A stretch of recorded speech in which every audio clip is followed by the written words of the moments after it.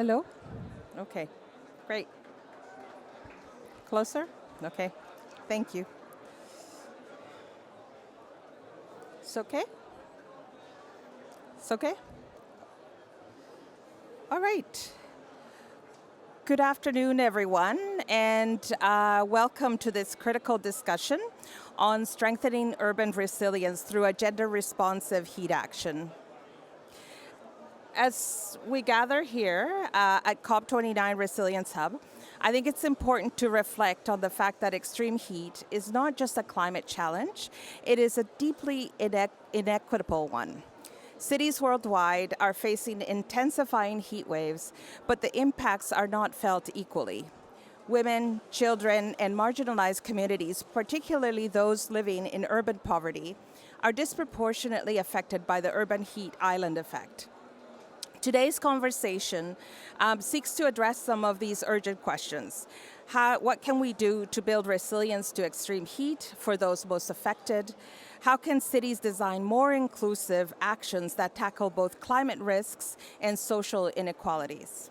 Through this dialogue today, we'll explore examples of how cities are leading the way in integrating gender-responsive frameworks in their heat adaptation strategies. Our panel will highlight practical solutions from heat-resilient infrastructure to community-based interventions that prioritize the needs of women, children, and marginalized groups. The session is not only about exchanging ideas, but it's also about inspiring action. I'm thrilled to introduce our esteemed panel of speakers who bring a wealth of expertise and experience to this discussion. To set the stage, we are deeply honored to have Tim Stern, the Director of International Energy Diplomacy at the UK FCDO, to deliver opening remarks. Following this, we'll move into a panel discussion featuring Abid Solomon, who is a Senior Advisor for Environment at UNICEF, Eleni Orlenio Mirvili, who's the Chief Heat Officer for UN Habitat. We also have Loretta Hebert-Girardet. She is the Chief of the Risk Knowledge Monitoring and Capacity Development Branch at UNDRR. Aditi Maheshwari, Managing Director for Climate Action for C40. And Seung-won Park, who is the Mayor of Gwanmae-dong City in the Republic of Korea. Finally, we'll conclude with insights and reflections from our partner for this event today, Jorge Gastelumendi, who's Senior Director of the Climate Resilience Center at the Atlantic Council. I am Zonabel Woods with the Asian Development Bank, and it is really my privilege to moderate this session. So let's dive into this conversation with a shared commitment to making cities safer, more inclusive, and more resilient to extreme heat. To begin with, I invite Tim Stern to share his opening remarks. Tim, the floor is yours.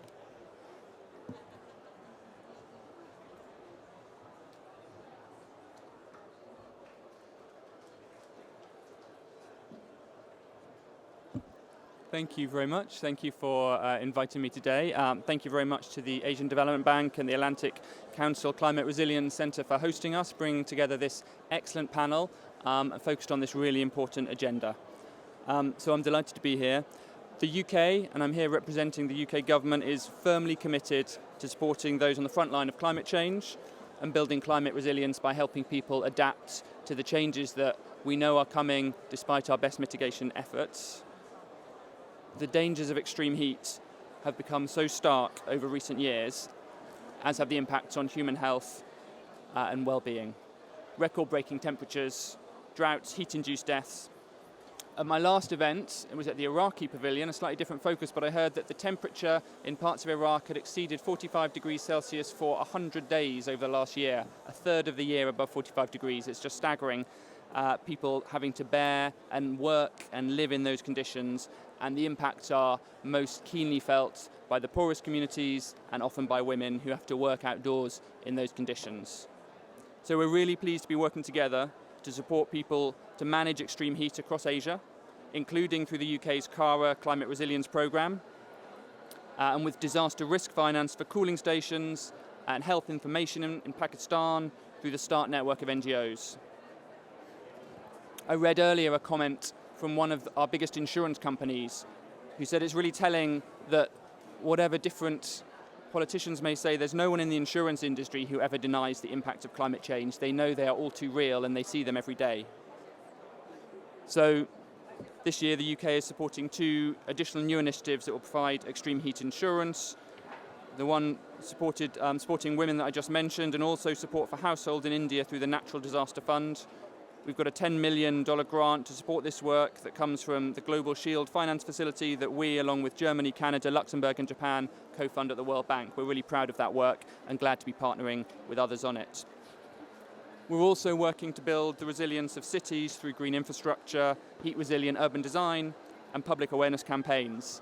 It's really clear that as the world heats up, cooling technology becomes increasingly important.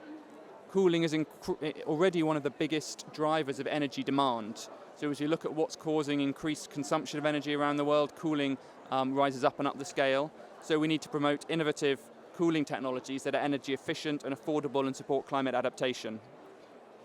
We have some great partnerships in doing this with the organisations here today. We also, and many of you, will work with Sustainable Energy for All, and the Global Energy Alliance for People and Planet to drive initiatives aimed at scaling both energy access and cooling in vulnerable communities. And as we think about this work, it's really essential that we partner with the communities, the local governments, the local organisations who are most affected and understand what their needs are at local level. I'm here on behalf of the UK's Foreign Secretary and the UK's Minister for Development. And they have both been very clear since they came into office in the summer that they want to reset the UK's relationship with developing country partners and emerging country partners to build a true spirit of partnership. Listening more, speaking a bit less, understanding what others' needs are rather than trying to dictate to them. Sadly, extreme heat is going to be an increasing problem in the future. We need to invest and improve how we manage it, particularly the impact on vulnerable urban populations and women. And we hear at the conference today about the efforts that we take to mitigate the impact of climate change, but helping the poorest communities adapt, think about who is most affected and what we can do together to help them is equally important, something that we need to redouble our efforts on. Thank you very much, and thank you to the panel for the conversation we're about to have.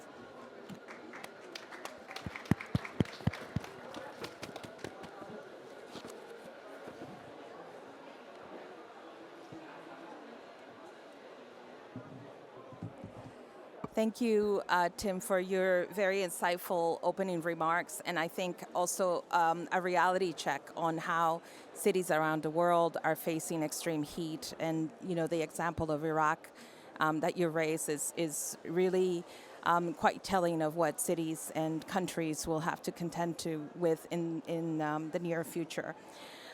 We're also very grateful at the partnership that we've had with FCDO, and thankful that the work with Global Shield will begin soon with delivering parametric heat insurance to those who need it the most, so informal workers and particularly women in developing countries. Now, I wanted to just dive into our panel discussion. We basically have an hour, and everyone's quite busy, but we're really happy to see the turnout of participants as well as this amazing set of panelists. So I wanted to begin with our colleague Abid from UNICEF. And with urban heat islands intensifying the effects of extreme heat in cities, what specific interventions can be implemented to address the compounded risk faced by pregnant women, which is a particular community that you work with in urban areas, such as health, such as access to cooling spaces, improved air quality, and enhanced prenatal health care? So over to you, Abid. Thank you, Zoni. I can take it from here, right? Yes. Okay, great. Thank you for inviting UNICEF to be part of this panel. I think it's a great agenda you organizers have really put together. I really like the title of the event, and I think it really is the issue of the time. Climate change is not a natural disaster. It is a human-made crisis. And pregnant women and young children are feeling its devastating effects. Now, 2023, as we know, was the hottest year on record. And 2024 is set to surpass it. And we are seeing more and more heat waves year after year. And UNICEF did some calculations around that, and we found that over half the children in 100 countries face twice as many heat waves compared to 60 years ago, compared to their grandfathers, essentially, and grandmothers. What does this mean for countries like Senegal, for Mali, for Niger, that they are expected to learn, to grow, and to live in extreme temperatures for more than half of the year? Can you imagine trying to study math in more than 25, 35 degree temperature, no air conditioning, with the circumstances that children already have there? And so this is the stark reality in terms of the impacts on learning. And of course, I'm going to go deep dive onto the health aspect of this, because this is where it really plays out in terms of many of the impacts that are well known but hard to count. So let's go a little bit deep in terms of pregnancy and what happens in terms of the impact of extreme heat. And if you look at the conditions, normally a pregnant woman is able to maintain a healthy temperature for the developing fetus. But when we have excess heat, we are seeing the links to babies being born prematurely, being born too small, or with birth defects. This is essentially how it plays out in terms of the impact in the amniotic fluid and in terms of development of the child. But it's not only the impact we see in terms of stillbirths and rising preterm births. There's some studies that are showing every degree rise in temperature leads to 5% increase in the odds of stillbirth and preterm birth. We're also seeing the impacts on women in terms of gestational diabetes and hypertension for the woman. And of course, we cannot leave out newborn, who are the most vulnerable group, because the most deaths that happen in the lifespan of humans happens when you're less than 30 days, less than 27 days to be exact. And we're talking about newborns that have high metabolism, their bodies heat up quickly, they have severe dehydration, heat stroke, organ failure, and death. So they are the most vulnerable population, as we know. So when it comes to urban areas, that's where it sort of all comes together, because we're talking about these multipliers. It's not just heat waves that is in isolation of pollution, particularly air pollution, and it sort of comes and impacts pregnancy, impacts children in a massive way. Because as we know, we have limited vegetation, high population density, and all of this exacerbates things for the most vulnerable.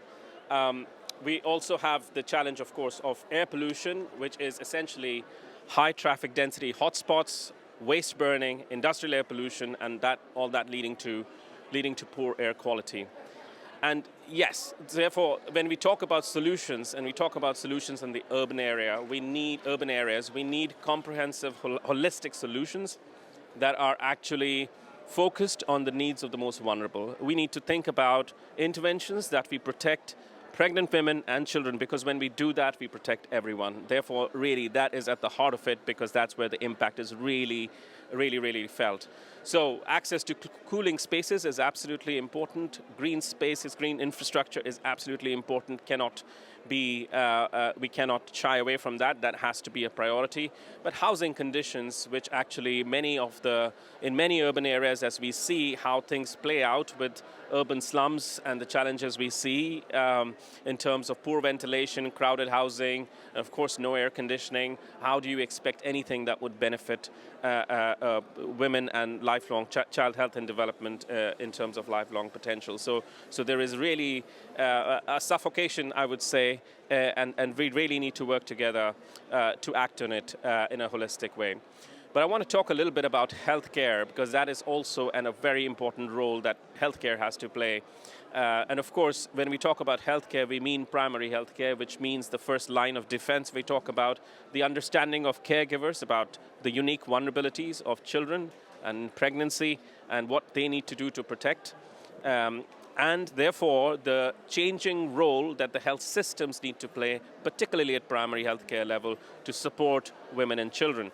So we're talking about antenatal care sessions and what is actually discussed in antenatal care sessions. Are we having a conversation about the months that are coming in terms of the shoulder months, where there's going to be extreme heat, and what the impact might be, and how women need to take the action to protect themselves from exposures? Are we discussing about air pollution and the impact? So the way we think about environmental health has changed completely, as we are seeing over the years with the new research coming out as well. And we cannot just say wash and vector control and it'll be fine. for children and in pregnancy, it has changed. We talking about extreme heat, we're talking about air pollution and the compounding effects in urban areas. So access to healthcare is a challenge, but the quality of healthcare is also critically important, particularly in urban areas. And we see that urban areas are also one of those areas where we are not even able to deliver the most prominent of health interventions like immunization. So if you look at children where children are not immunized, essentially urban areas are one of those areas where we miss out more children. Therefore, it's really, really important to scale up and double down the action that's needed in urban areas to protect the health of women and children. Thank you so much, Abid. I want to now turn to Lenio. Lenio, you're just coming back from the World Urban Forum. And I think some of the conversations there were around extreme heat. What are your reflections from that? So from that forum coming into COP first, and then in terms of the work that you have done in the past with working with the city of Athens as a deputy mayor, sort of what are things that you have seen sort of evolve over the years that have led to effective adaptation or interventions at the city level to address extreme heat? So I guess two questions. So Thank not you. Specifically for women. Well, if we are talking about women, so if you want to bring some of that in, that would be great. So there was a lot of discussion on heat in Cairo with the World Urban Forum. Cities are increasingly dealing with, are trying to handle increasingly difficult conditions that are related to rising temperatures. I wanted to bring one example because when we were talking with Zoni before about the fact that 2023 and 2024 are the hottest years and that we're already almost at 1.5 and what that means, Zoni and her team kept asking me, but what does that mean on the ground? What does it mean for the people? And so there was a recent report that the WRI did where they overlaid cities on top of IPCC data, and they created these maps. And the maps show that today, at least like around, if we say that we're at 1.5 degree global, average global temperatures from the pre-industrial era, we have about 67 cities around the world that are, where people have to deal with temperatures that are above 35 degrees Celsius for more than 150 days per year. Now, 150 days per year means half the year. Temperatures above 35 degrees Celsius, it means these are temperatures that our bodies are not made for and our cities are not made for, our infrastructure is not made for. So if we kind of want to see how this is going to go into the future, if we go with the type of adaptation and mitigation measures that we're doing with up to now, the projection is that we're going quickly to be dealing with 3 degrees Celsius from the pre-industrial era. And if we look at that, then the cities go from approximately 70 big cities, which right now that have to deal with these temperatures, to 197 cities that have to deal with these types of temperatures, and millions of people. And half of these are in India. So talking about how, cities are, I feel like cities are really trying to do their best and they don't have the means. They have very limited resources. Most of funding doesn't really go to cities. And cities are really closer to the most vulnerable populations. They know where they are, they know where they live, they know how to best approach them. And however, they are not the ones that are empowered at the moment to deal with these populations. So it's an uphill battle, and I feel that cities are really trying their best. And now about what are the kind of things that we can do for heat. I always think of in 3 big categories. And this is what I've been working with in Athens, but with other cities and with some governments also around the world. And these 3 categories are awareness, preparedness, and redesign. And awareness has to do with all of the information and the knowledge production that can help people figure out how to protect themselves, how much risk they're in, and how to protect themselves. And this includes, early warning systems and all kinds of, campaigns and categorizations of heat waves, et cetera, all the types of things that we can then link to different types of policies and kind of make also decision makers understand what they should do. So this is kind of the awareness. Then we have the preparedness, which is like, at the moment of the heat wave, what are the measures that we have in place to protect the most vulnerable, and not just the most vulnerable, just to protect the people and the lives and the livelihoods. And then finally, the last one, which is the long-term one, and is the redesign part. And the redesign means all of the stuff that we have to do, which are the long-term of how do we create resilient infrastructure and build resilience in our cities, and et cetera, nature-based solutions and all that stuff. Now, in relationship to women,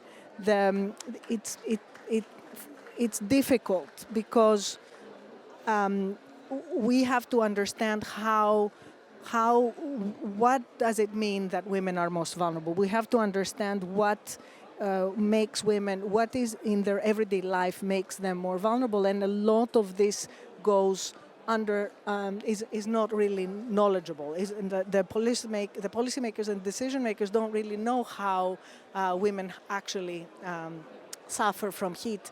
And I want to say here that a very big thank you to Zoni and ADB, because they've been doing amazing work on that. And they've really been focusing and researching and creating knowledge products that are good for all of us. So, for example, in Athens, but in other cities too, we have to figure out how to approach cities. If we think of awareness, how do we approach women with knowledge? How do we find the most vulnerable ones, and how do we make sure that they get the type of information? So what are the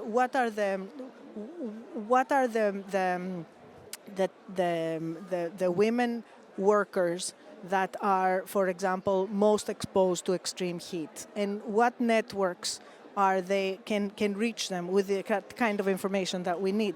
Or for Athens, we have a lot of people that are very old. We have 20% of the people that are above 65. And women, especially grandmothers, end up doing tons of stuff, tons of work to support like the working couple that usually. So the grandmothers are particularly vulnerable to extreme heat. From picking up children from school when the heat is really high, to shopping, to taking them home, to staying in home, et cetera, with them. So in general, this is just an example to show how, a lot of women, elderly women, but also younger women, because they have to do a lot of care work at home, end up having to be much, much more exposed to extreme heat for longer periods of time. So we have to figure out how to create policies that take that into consideration, and how to reach them. Then I'm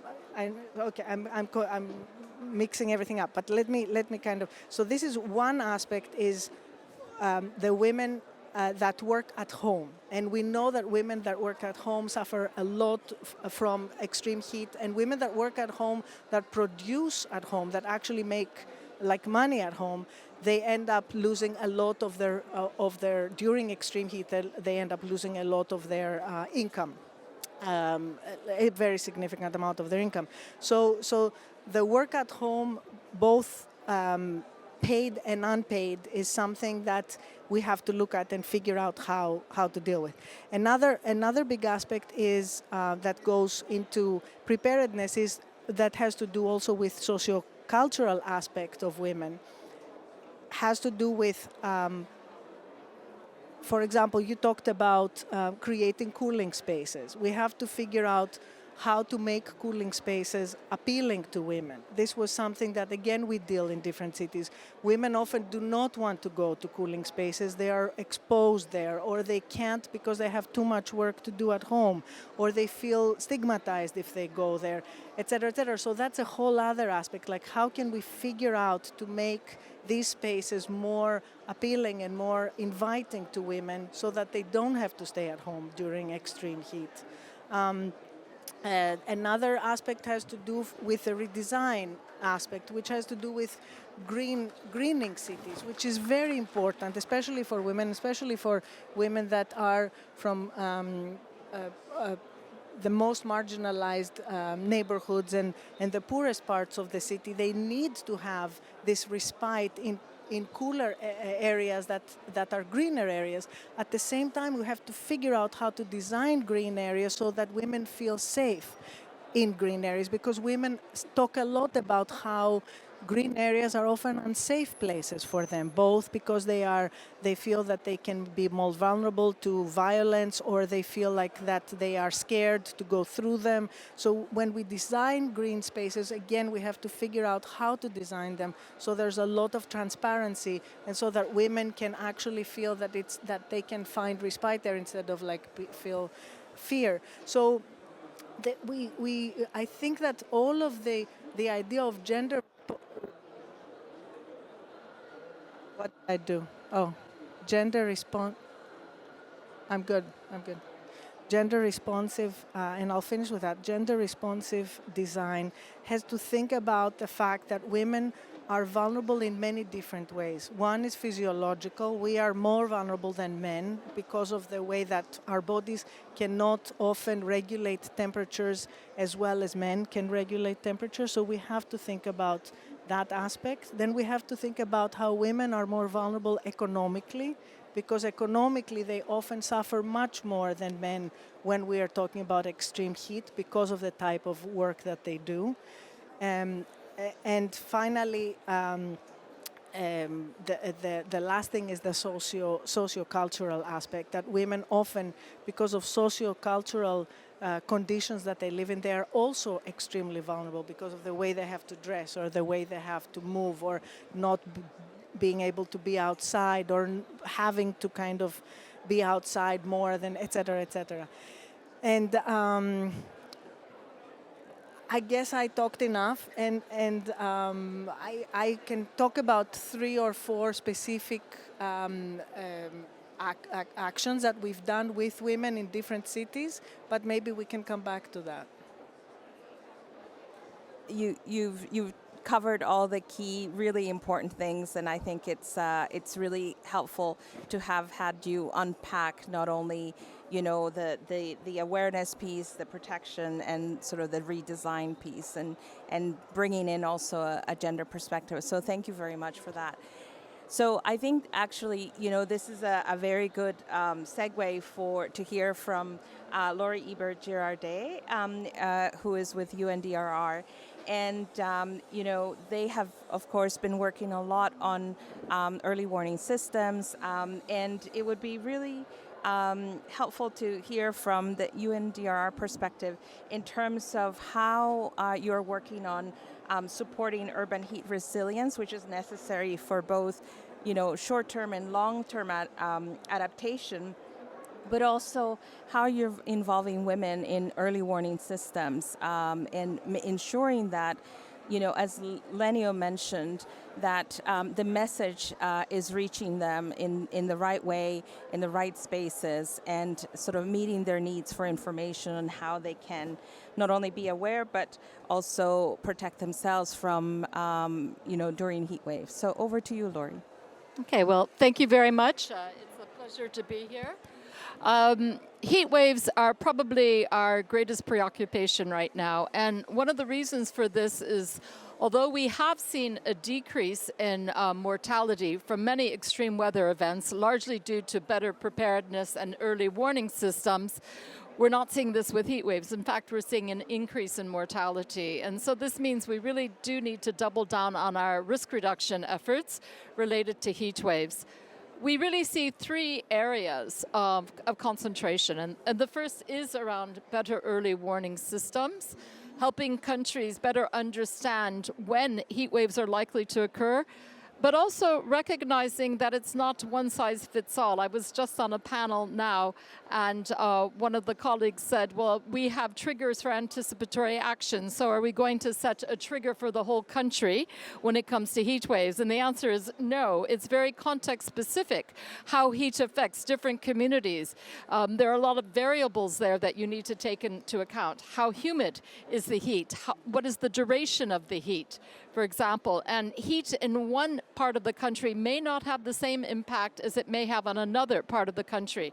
So there really is a lot of work that's required to better understand what are the dynamics associated with heat, so the risk mapping associated with heat, but also what is the vulnerability of the population. We are seeing some unique challenges when it comes to setting up effective early warning systems on heat, and largely that's due to the need to scale up early warning at the more local level. So not just the national systems, but really how do you localize early warning systems and engage all of communities? And of course, this includes women as well. So maybe I can come back to that. The second area where we're focusing our attention is helping countries develop heat action plans.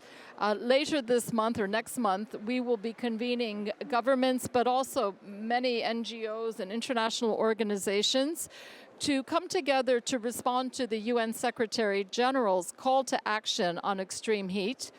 And what we have been doing has been looking at the heat action plans that currently exist across half a dozen countries. We've examined them and pointed out what is some of the best practices that we're seeing in these heat action plans.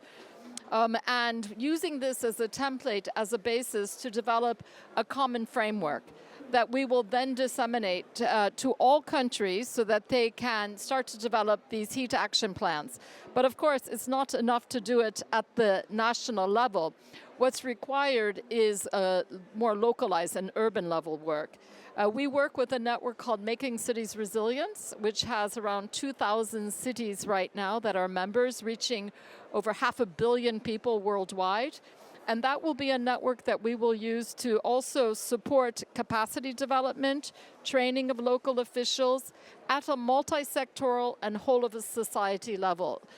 We know it's not enough for the government by itself to develop a heat action plan. It needs the inputs of vulnerable communities, members that can serve as opinion leaders and to help disseminate messages. And so this approach that we use for disaster risk management, which really tries to bring on board youth, deals with the needs of children, women, but also older people, extremely important, that they have a role to play in developing the types of heat action plans that are going to respond to their needs, because we know that they are extremely vulnerable.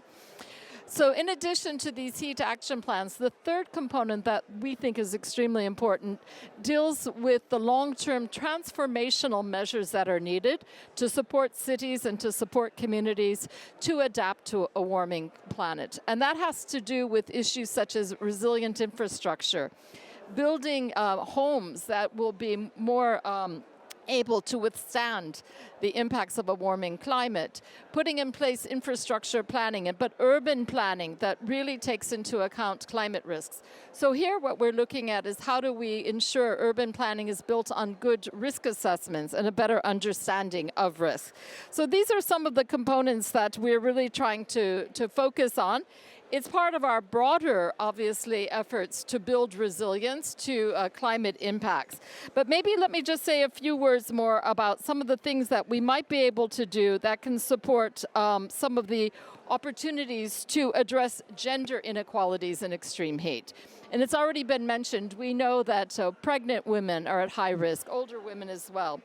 But we would like to see improved access to resources that are targeted specifically as subsidies for women to access cooling technologies such as fans or solar-powered cooling systems. And we have some good examples of where this is working. So for example, in Bangladesh, community programs are offering solar fans to women to allow them to, this is in rural areas, which will be reducing their exposure to outdoor heat. And obviously, engaging women in planning and implementing heat resilience strategies. We've seen, for example, in Kenya, women-led groups in informal settlements contributing to designing community cooling centers, which may encourage women to participate in cooling centers. You were just mentioning that sometimes women don't want to go to these cooling centers, but if they were involved in the design, this would improve the chances of this actually working. The health and occupational protections, training healthcare workers to recognize gender-specific heat impacts, such as the risk to pregnant women, and enforcing labor protections as well, such as mandatory heat breaks and access to shade for women in informal and outdoor sectors. So community-based interventions we feel are extremely important. I've already mentioned this, the women-friendly cooling centers. But in India, for example, women's self-help groups are involved in distributing heat resilience kits, including water bottles, rehydration salts, and protective clothing. So, and also education and awareness campaigns. In Senegal, for example, community radio programs run by women highlight heat risk and share culturally appropriate coping strategies. So we know that solutions can be found. We need to bring greater attention down to the community level, and we need to really engage all of the groups involved in this. This will be a priority for UNDR and its partners moving forward. It is part of the Early Warnings for All initiative, but to my understanding, probably not enough attention has yet been focused on extreme heat, and so I think this will be a priority moving forward. Maybe a final word for me. Let us not forget these fragile, conflict-affected and violent settings. These are countries where already you're seeing compounded vulnerability. Looking at people in displaced settlements where really their risks are being exacerbated every day by climate change. They're tending to be neglected in our efforts around climate finance, so we really do want to double down our efforts in these contexts to ensure that all people are protected from extreme weather events moving forward. Thank you very much. Thank you very much, Laurie.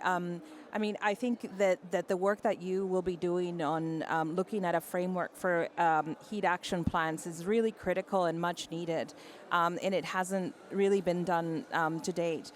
We undertook some research and looked at a number of heat action plans, and what we found is that predominantly they tend to actually be gender blind and not really integrate sort of gender-related information, diagnostics, and so on.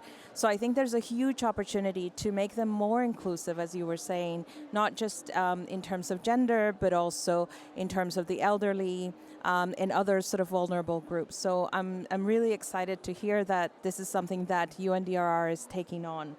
I think this is I really, and thank you for giving us so many good examples of what's happening around the world, because I think we really need that in order to, you know, the extreme heat is such a huge challenge, but I think that there are really good practices that are emerging that we need to build on and bring to scale. So thank you very much for bringing all of those. I think this is a really good segue to also hear from Aditi from C40, because I think this relates to much of the work that you're doing with your work in cities. So, we know that there's a huge challenge. Leniu brought it up in terms of financing for cities, and even more so for financing for interventions that are sort of climate-related, climate adaptation that is gender responsive. So, we have multiple challenges, but I think, with cities, there's a huge opportunity to start addressing these. So over to you, Aditi. Thank you so much. I think we've all heard that cities are at the forefront of the critical climate hazards, and I just wanted to throw one additional statistic in there mix. If we don't take further climate action, our research at C40 shows that by 2050, over 1.6 billion residents across 1,000 cities around the world will face extreme heat. And so that is linked to acute and chronic risks to critical assets, service delivery, people, livelihoods, impacting health of residents. All of that is going to be fundamentally more at risk.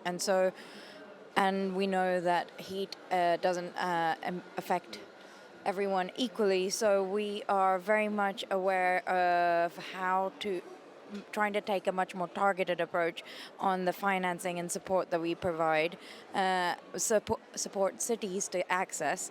In particular, we've talked about women facing structural and systemic barriers that are being exacerbated by heat. So we have been looking into the underfunding of women-led climate initiatives, and we've been, we are focused on trying to make climate finance more gender responsive.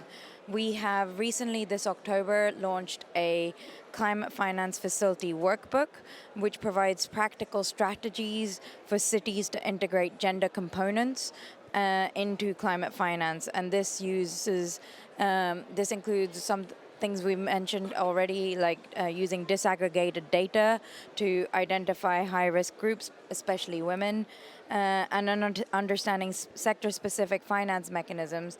And it also includes global case studies showcasing effective gender integration.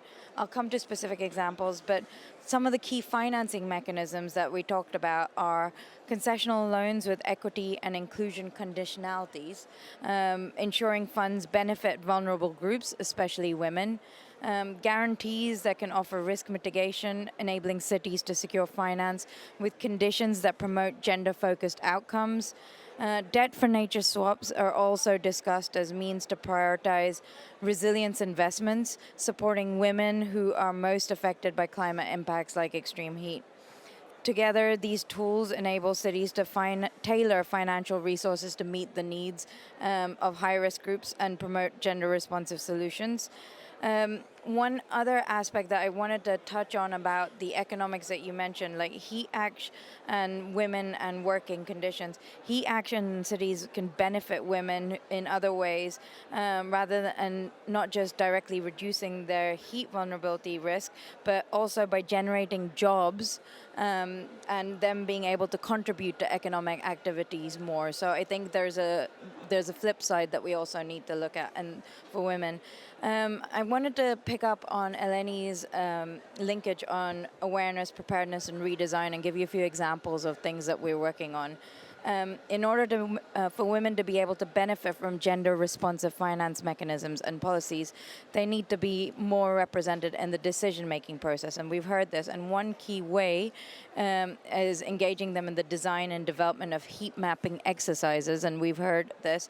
Kuala Lumpur has identified extreme heat as a key climate risk that is affecting the city. So on the awareness raising side, they are through targeted community engagements, particularly with vulnerable groups like the elderly and the young, elderly and low-income households. The program is raising awareness and strengthening local resilience to extreme heat.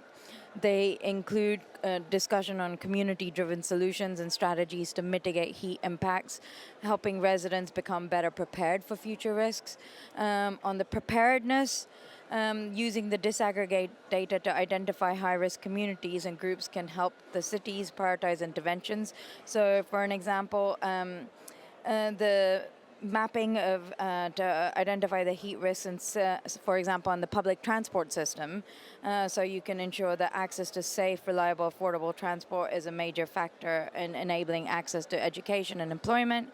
So in the city of Austin, they identified transit stops in areas that were the worst affected by heat and used information to pilot their shaded rest stops. And so now that covers 95% of all their rest stops. For the redesign, and we talked about nature-based solutions, in Mexico City, women are part and take the lead on the response to heat. So Mexico City created 1,030 gardens for pollinators and trained almost 1,000 women in specialized gardening to green the city. So you're seeing the cities take up different elements of this, but finding the solutions to kind of provide that targeted support. And one last thought is about how we make sure that women are able to benefit from any of the solutions. So there is a program in the city of Durban called Treepreneurs, where it's supporting the women to collect seeds, grow plants, and where they're removing alien species, these plants are being replanted as a nature-based solution. But the city is buying back these plants from the women, and they're paying these women in vouchers as opposed to cash. So these vouchers can be used for access to school and other things that women are typically more responsible for, and then the cash cannot be misused, which can often be the case. So these are solutions that are being designed by cities that are targeted for women, but also have the financing component built in. So just pause. Thank you. Thank you so much. I mean, these are such rich examples that just in the last hour we've been hearing about, and I think it's really an honor to have Mayor Park here with us, with the Gwangyeong City, who will share a little bit about what he's doing in his city in terms of implementing some of the things that we have been discussing. So, Mayor Park, over to you.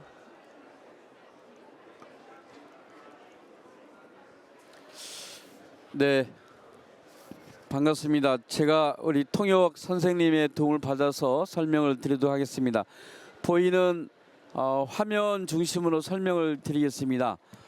우리 광명시는 이 폭염 대책과 관련된 몇 가지 진행되는 사업들을 소개해 드리도록 하겠습니다. Well, thank you everybody for joining the session today. Today I will have my translator assistance in sharing what we are doing in Gwangmyeong City in response to the extreme heat. 첫 번째 사진은 보행자들을 위한 그늘막입니다. 보행자들 건널목 주변에 폭염을 대비해서 그늘막을 설치한 내용이고요. 두 번째 사진은 무더위 쉼터입니다. 시청이나 도서관이나 모든 관공서를 개방을 해서 폭염이 진행될 때는 누구든지 그곳에 와서 쉴 수 있는 공간을 마련했고요. 세 번째 사진은 아파트의 경비실인데 저곳이 가장 폭염 취약계층인데 저곳에 냉방 시설을 통해서 취약 노동자들도 충분히 휴식을 취하면서 일할 수 있는 공간을 마련했습니다. So, for example, in Gwangmyeong City, we have installed the shades, particularly installed for the pedestrians, so people can always stop by and then rest. And the second example is the public office being used as a cooling shelter. So during extreme heat, Gwangmyeong City allows the public office to be used as a cooling shelter for any citizens. And the last example is the little building is a security office for the resident apartment. And considering that those small security offices do not have enough, usually they're particularly vulnerable to extreme heat, the city allowed them to install some cooling solutions for those offices so the workers can be resilient. And these cooling solutions are using the renewable energy source. You can see the rooftop. There are solar panels installed to provide the cooling solutions. Next. 오케이. 첫 번째 사진은 버스 정류장입니다. 버스 정류장 안에 냉난방을 설치해서 그 안에서도 충분하게 이용할 수 있는 곳이고요. 두 번째는 살수차입니다. 폭염이 심해지면 열대차가 도로를 지나다니면서 계속 물을 뿌려줘서 미세먼지도 제거하고 열을 저감시켜주는 역할을 하고 있고요. 세 번째는 건설 노동자들한테 조끼, 시원한 조끼를 제공하는 이런 일들을 진행하고 있습니다. And in addition to that, you can see that on the left side there are smart bus stops which provide shade for pedestrians while they're waiting for the bus, and people can always stop by those bus stops during their public transit. And the second example is the water truck deployed to lower the temperature of the city, and at the same time it can control the water pollution as well using the water.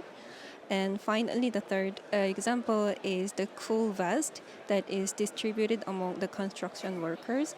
So those outdoor workers are particularly vulnerable to extreme heat. Therefore, the city provides a cool vest for them. Next.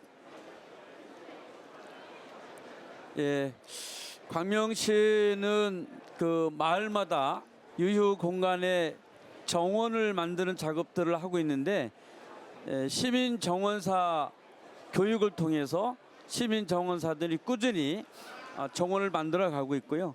안양천이라고 하는 하천이 약 100리째 40km 정도 되는데 그곳을 국가 하천으로 만드는 작업을 현재 준비하고 있습니다.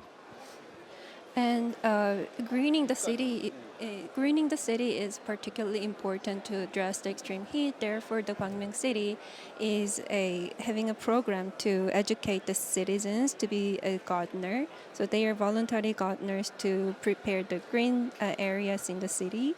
And a resident can always easily access to green space within their walking distance. And also there is Anyangchan that it provides water in the city, and then the city is working on the initiative to make it a national level space for citizens. 특히 폭염과 폭우를 대비해서 취약계층, 노인과 독거노인, 혼자 사시는 분들과 1대1로 연결해서 폭염이나 폭우 상황에 대처 상황이 생기면 1대1로 연결된 그런 그 도와주는 분이 바로 그분들을 이렇게 도와주는 형태의 그런 시스템을 갖춰놨습니다. In addition to that, the city provides one-on-one matching program for particularly vulnerable populations, for example, the elderly or the poor. So during the heat waves or any other disasters, there will be the government officials or civil servants who can be matched together, one-on-one service, so they can be tailored for their needs. 그 외에 취약계층, 그러니까 주거 취약계층에 계신 분들을 위해서 저희가 에어컨이나 선풍기를 다뤄드리는 그런 활동도 꾸준히 해서 취약계층에 계신 분들이 이 폭염과 같은 상황에서 혼자 고독하게 시간을 보내지 않도록 늘 지원해주는 역할을 시가 정말 많이 촘촘하게 이런 일들을 진행하고 있습니다.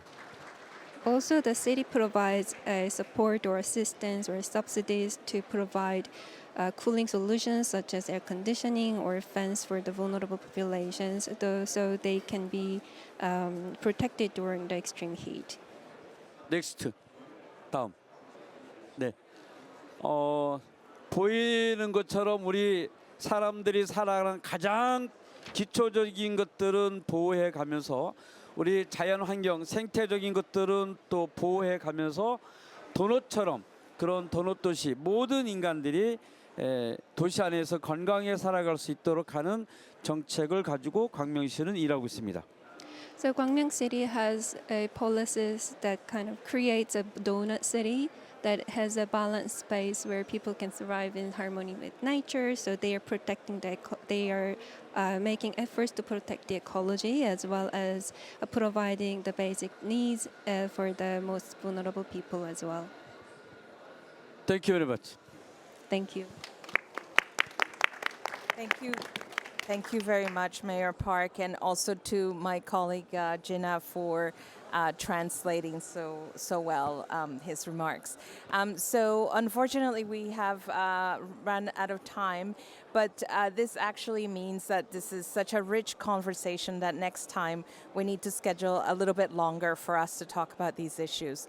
I really want to thank our speakers today and also our participants, and to say a few closing words. Our partner in organizing this, Jorge, who has been just an incredible support to us on this agenda, and who actually on the work that they have done is ADB has learned much from your work at the Atlantic Council and also the work of the Chief Heat Officer. So just wanted to make sure that before we end, I really express my support and my gratitude to the Atlantic Council for really carrying on this work. So over to you, Jorge. Thank you, Sonia, and likewise. The partnership that we've had with the Asian Development Bank and with you, Sonny Woods, has been amazing over these years. This is the second year in a row that we organize an event between the Atlantic Council and Asian Development Bank, ADB. We've been as a Climate Resilience Center for the Atlantic Council, we've been working on extreme heat for almost 5 years now. And the landscape 5 years ago was very different to this one. Having said that, and we've heard that today in the panel, there are multiple actions and solutions that are being advanced on gender responsive with a gender lens. And I think now is the time to act and to scale up those efforts. So we've, just to put a couple of examples, we've done economic studies to look into gender economic impacts for women. We also launched a first parametric insurance for extreme heat in India in 2023. And now is a moment to scale up. So a call to action that I'll put in front of all of you is follow the lead of ADB, follow the lead of the Climate Resilience Center, follow the lead of so many actors here in the panel today on scaling up those actions. And think through all the things that you heard today, how you can bring those into your organizations, societies, cities, and daily life to advance gender responsive actions and solutions, especially for women. So with that, I'll close now. Thank you very much for that. Thanks for our partnership to ADB.